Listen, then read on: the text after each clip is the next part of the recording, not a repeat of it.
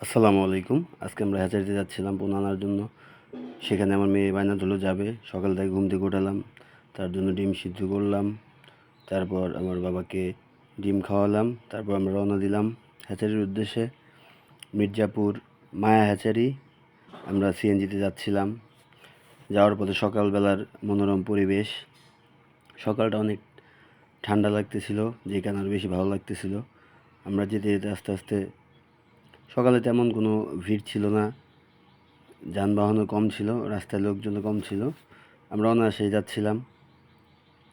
আমরা যেতে যেতে প্রায় কেদারপুর ব্রিজের কাছে চলে আসছি। কেদারপুর ব্রিজ এমনিতেই অনেক সুন্দর, সকালবেলার সৌন্দর্যটা আরও অনেক বেশি ছিল। অনেক ভালো লাগতেছিল আমাদের যেতে। আমি, আমার মেয়ে, আমরা যাচ্ছি। যেতে যেতে রাস্তার দুপাশের আমরা যেতে যেতে আস্তে আস্তে আমরা একটা সময় আমরা মায়া হ্যাচারিতে পৌঁছে যাই। মির্জাপুর মায়া হ্যাচারি। আমি আমার মেয়েকে হ্যাচারি এপাশ ওপাশ ঘুরে দেখাচ্ছিলাম। সেও অনেক আনন্দিত ছিল। তো সে একটা হ্যাচারির হাউজের সামনে গিয়ে মাছের সাথে খেলাধুলা শুরু করে দিল, আর বারবার আমাকে দেখাচ্ছিল, বাবা এই মাছটা এমন করছে, এই মাছটা এমন করছে।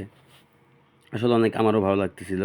এই প্রথম ওরে হ্যাচারিতে নিয়ে গেছি রেনু আনার জন্য। এই হাউসগুলায় ছোট ছোট ধানি পোনা রাখা হয়েছে, অনেক পোনা, অনেক বড় একটা হ্যাচারি। বিভিন্ন প্রজাতির মাছ এখানে আছে।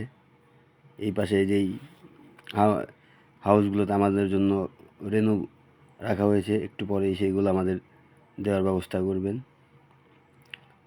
বিশাল এক কর্মযজ্ঞ এখানে চলে। মেয়েটা সেই আগের হাউজেই মাছের সাথে খেলাধুলা করছে। এই যে আপনার হাউজে নেমে এই সাদা কাপড়ের মাধ্যমেই রেনুগুলো সংগ্রহ করে তারপরে ওই যে মাঝখানে যে জয়ন্তদা জগাতে উনি আমাদের সবাইকে মেপে মেপে ব্যাগে প্যাক করে দিয়ে থাকেন। সত্যি মানে অনেক ভালো লাগার সময়গুলো আজকে কাটালাম, বিশেষ করে মেয়ের সাথে থাকার কারণে।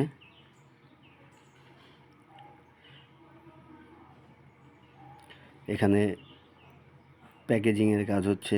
প্রত্যেকটা প্যাকেটে অক্সিজেন ভরে, পানি দিয়ে অক্সিজেন ভরে, রেনু দিয়ে তারপর সুন্দর করে প্যাকেট করে রশি বেঁধে, যাতে পরিবহনের সময় 5-7 ঘন্টা দেরি হলেও একটা মাছের যেন, পোনার যেন কোনো ক্ষতি না হয়। এভাবেই আসলে এক একটা হ্যাচারি মাছ সারা বাংলাদেশে এভাবে ছড়িয়ে যাচ্ছে। আর এই রেনু পোনাই দেখতে দেখতে আমার পুকুরে চলে এসেছি। আমার পুকুরের পাড়ে সবগুলো আমার রেনু নামিয়েছি। তারপর পুকুরের পানিতে দিয়ে দিলাম, পানির সাথে যাতে ভালোভাবে পুকুরের পানির সাথে পানি অ্যাডজাস্ট হতে পারে।